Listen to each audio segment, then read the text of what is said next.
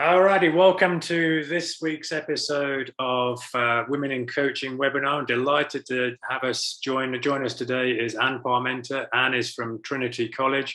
And just very quickly, how long have you been at Trinity? This will be the start of year, I think 22, 23.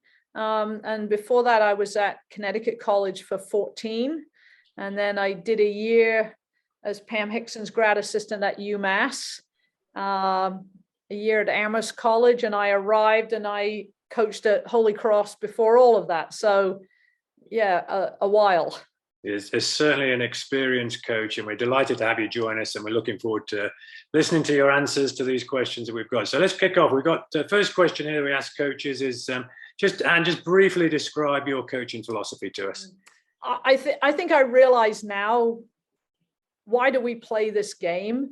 And the answer to that is because we all love it. And so my coaching philosophy, I think, is a lot more focused on that. I want students to graduate after 4 years still loving this sport. And I need to be the person that helps to continue to foster and grow that. And if I am beating the heck out of them in order for me to get personal gain, then I've taken a wrong direction somewhere. And so there's a really fine balance, I think, between getting the maximum out of your players physically, mentally, emotionally, but also providing them with a framework for the rest of their lives to have incredible friends that they have met on the field hockey field that are suffering through a common goal called practice, and yet coming out of it wanting more. Whether that's a philosophy or just that has become my charge. Is I never want somebody to throw their stick away, which I've seen when I was assisting others, because they hated the very thing that has given me a career. And so trying to work with a group of athletes, and every year finding where can I toe that line of pushing them beyond where they thought they could ever be, while still enjoying it. Yeah, that's fantastic. That actually reminds me of that comment you made there is taking people to places they didn't know existed or they didn't believe they could get there. I think that's a great sort of ideal for a leader, and that's a big part of this is some of these people just need this opportunity to be provided to them. So that's fantastic. I appreciate you sharing that. Just going on to that, and it sort of links to the way you operate and your philosophy, I'm sure, is who's influenced you throughout your coaching career? And again, I don't know if sort of being English, being British, growing up, as a little tomboy, and, I was good at sport.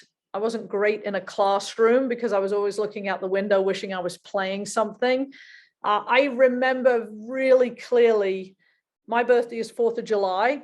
So that's always strange. But on the 4th of July, Billie Jean King was playing Ann Jones in the final of Wimbledon when I was 9 years old. And I ran all the way home from school. I didn't care it was my birthday. I just wanted to see that final. I don't know why that was so important to me at the time, but for sort of women in sport, that was such a big deal. And I've always, I think in England being such a small country, whatever the sport is happening at the time as children, we would be playing Wimbledon in the street, or we'd be playing World Cup football in the street, or we were running around the little cul-de-sac 50 times and it was the Olympic marathon. And so I think those early women in sports played a role for me. I'm fascinated right now with the England women's football team and what Sabrina Wegman has done in just 9 months to go 19-0 with a team that has never made it to a big tournament. That fascinates me today in what is she doing? What culture is she creating? Because I think oftentimes people want to read books because they want to glean the magic answer, and there really isn't one. And you can't be somebody else. And I think people read them thinking, if I read this book, I can be this. What values are important for you as a coach? I'm not going to put you on the end line and ask you to do some ridiculous kind of suicide training drill for the sake of running. or things that I haven't done myself as a player. It's not about me, it's about the team. And so I think it's really important to establish a really good relationship with your captains to explain what it is you're trying to do from a physical standpoint and to get maximum buy-in from leaders on your team, and being very upfront and transparent with those people that are influential on your team as to why I'm doing what I'm doing for the good of the team. It's not about me. I never talk about me. We talk about we.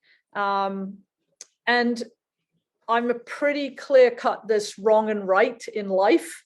And I think the same follows over into sports. I'm not a win at all costs kind of person, but I'm incredibly competitive. But I think those are values that you're trying to teach your team that they'll take them beyond the hockey field.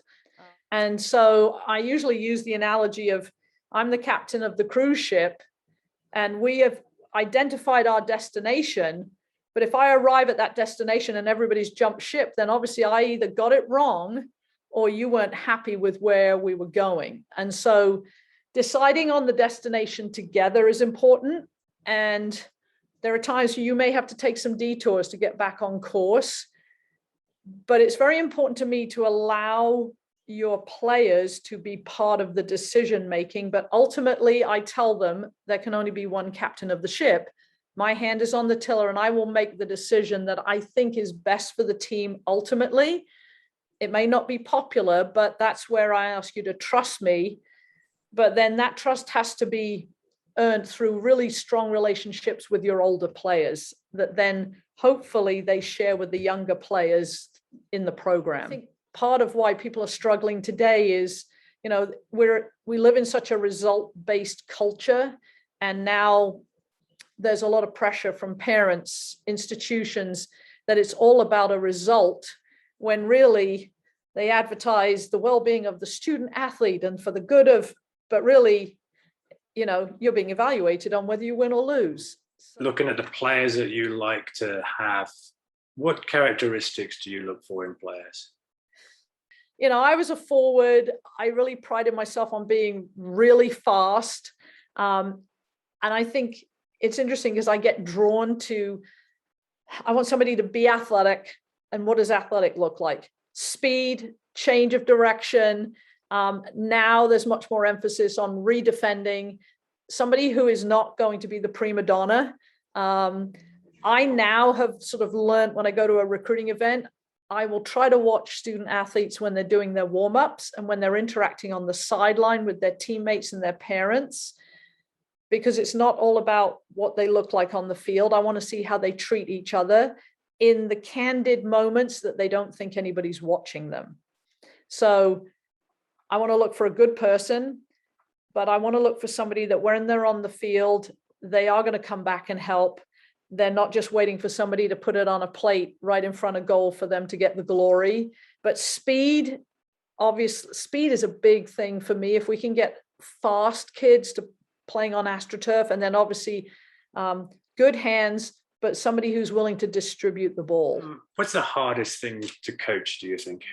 I think the hardest thing to coach in field hockey, I ask my team this, how long is the ball in contact with your stick during a game? And they always give you a ridiculous amount of time, 10 minutes. It's like, no, it's probably, if I had a stopwatch, maybe a minute and a half, maybe 2 minutes.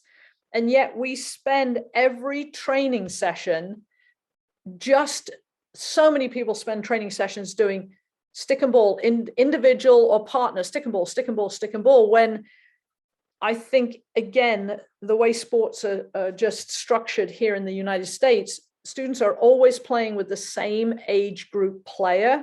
Whereas I grew up with the luxury of, at 13, playing with ex-England players who are now in their 40s, were now on the second 11 at my club. They could read the game, they could see the space, they could put a perfect pass, and then I would trip over before making the shot. And so the hardest thing to teach is off-ball movement, reading and seeing the game, and being able to anticipate, I can watch and know that if the ball goes there in 4 passes, it's going to end up over here. And you just see it. I can't give you 40 years of watching the sport, but I'm trying desperately to give it to you in 4 weeks.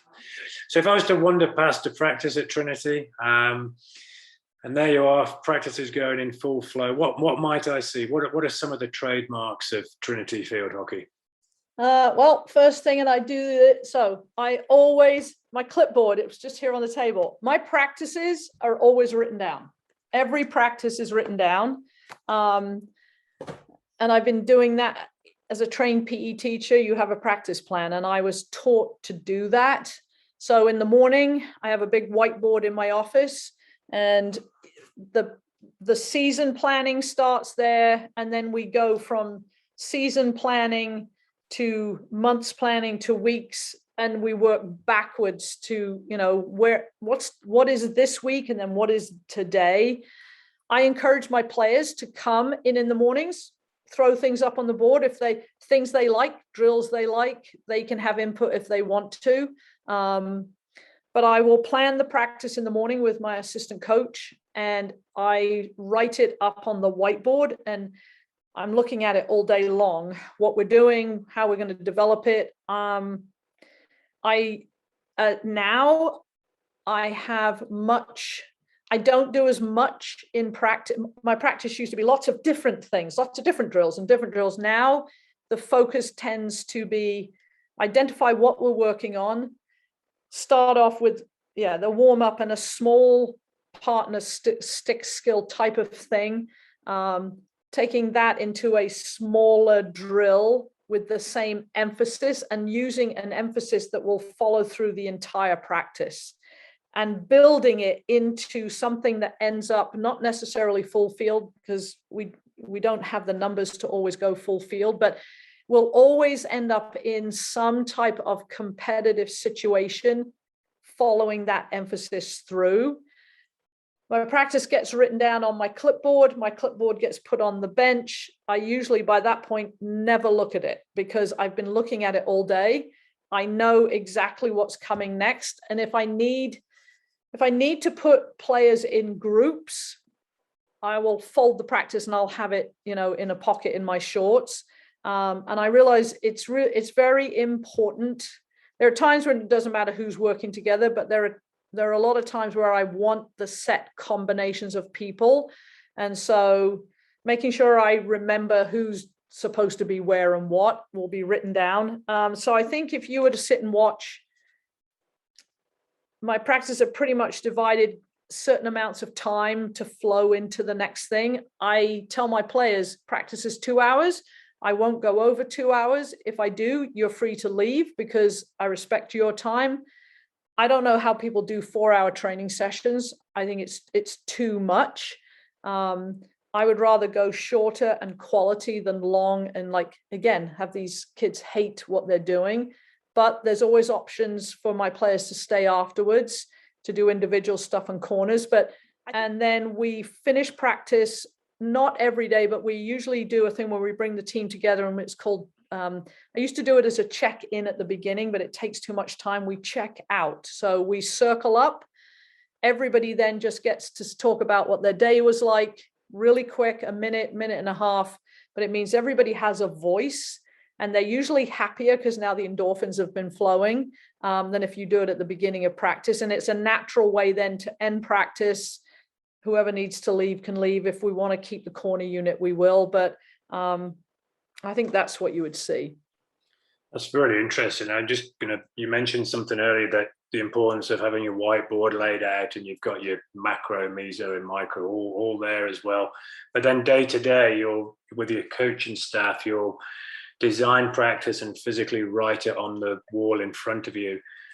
And then that's in the morning, and as you go through the day, you're sort of building up to what that might look like. That's a fascinating thing, and that's actually quite an interesting model, because I think what that allows for is that you put your initial thoughts up and you share and you put it on the wall. But maybe as the day's going on, do you ever sort of percolate on that and think, I'll add that in, or I'll change that, or we could add some more to that? Because I think that's that's a really good, healthy part of practice design. Is it's not always the first thing you put on the sheet is the best session, and just to think for an extra bit of time, and like you do, spend a couple of hours maybe just kind of considering and thinking is a really interesting way to exaggerate and elevate what could be a session, but it becomes to the next level because you just think about how you could add things to it.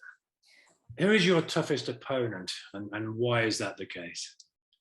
I mean, our conference, the New England Small Athletic Conference, the NESCAC, it's like playing a national championship almost every weekend, because every school in that conference, Middlebury obviously is the recent national champions, and then you've got Bowdoin has been multiple times, Tufts has been, so you're playing great teams all the time, which as an athlete myself, winning 8-0, yeah, it's great to a point, but I think you want to play the tough games. And that's what I try to sell students. If you're going to come and play Division III athletics, the NESCAC conference is you are playing the best schools in the country every weekend. And so currently Middlebury is one of those schools. However, the Tufts and the Bowdoins, everybody's right there. And on any given day, anybody can beat anybody. But, our conference, each school has its own character and personality too. And you can tell a Williams player or a Middlebury player. And again, to your question about what do you look for in recruits, it's different schools have different personalities. And so knowing the coaches, knowing what you think some of their strategies are and how it's a continual chess game. How do you beat those? Or do you just concentrate on yourself being as good as you can be and have the other team worry about how to beat us? And I ask my players that often. I will, we always do scouting reports on the other team. I will ask the players, what do you think the scouting report right now is on us and why? And get them to verbalize what are our strengths and weaknesses. So yeah, that's a great, if coaches haven't done that, you sort of really know your group and understand how you're going to set that up. But yeah, when I was with teams that started to do SWOT analysis of themselves and scout themselves, it can be quite difficult because sometimes at some point you've got to say, well, this is a weakness. And so you have to be really careful. And my message to anybody listening is just consider, if you do this, how you would do it. But to have your own group sort of reflect on its own performance and the qualities and strengths and opportunities and weaknesses is a really powerful part of, can be a powerful part of team development. But yeah, the caveat, you have to be careful how you set that up because it can be very destructive as well. So I would say a very mature group can manage it. Yeah, you really do have to think about that. But yeah, as you said, if you can introduce that into the conversation, it really does shine a light sometimes on some of the blind spots. Now, this webinar series comes under the umbrella of, women in coaching. What advice do you have for women that are just getting into coaching? I think obviously over my years, it's changed a lot. I think and why has it changed? The recruiting landscape is completely different. I mean, when I first started, in all seriousness, we used to put posters around the dorms and on the dining room tables, field hockey tryouts tomorrow, and we need a goalie. And whoever showed up, that was your team. And, there could be argument that was the purest form of playing, and you just played with whoever showed up at your school. Now recruiting has changed that, obviously. But I also think the recruiting and the feeling that you need to be at every single event all the time. But I don't know, if we roll the 10 years, where are we going to be? How much more can this get ramped up? And almost as coaches, I think you feel like you should go because everybody else is going. But if people don't find some balance in this, I think especially for women in coaching, there's a lot of coaches who are now really struggling with family life, being able to coach, weekends, nights, it's out of control. And so creating your own work-life balance, which I think is such a cliche, but I think it should be okay to not go to everything and be very selective to the events that you can go to. Certainly that your recruiting budget will allow you. And, you know, I've said this to many people, if your school is not giving you a recruiting budget that's very big, do not use your own personal money to go recruiting. And coaches do that. And part of that is you're now enabling your institution to not give you a recruiting budget. And they are telling you, this is how much we value your sport. So it's hard for us because we all value what we do. But I think the recruiting, the parent involvement, all this extra stuff, it's hard. So you need to be pretty resilient. You need to be okay with setting what you feel comfortable are your boundaries when there is a lot of pressure to go to everything. So do what you can and be okay with it. Yeah, no, that's great advice. And I think you're right. The recruiting thing is, as you said in your terms, you know, there's a dog wagging the tail wagging the dog, and there'll be a point, I'm sure, at some point where the pendulum will get so far that something has to change. But yeah, right now it's, as you said, it's a huge challenge for the staff and for coaches. And as you say, I can definitely see the pressure of feeling the need to be at as much as, or if not everything. So yeah, I think your response there about being resilient and being okay with sort of mapping out your schedule and, yeah, this is what we committed to, so this is where we're going to be. That's good advice. So we try, you've got to kind of identify the events that are going to give you the best bang for your buck. Sure.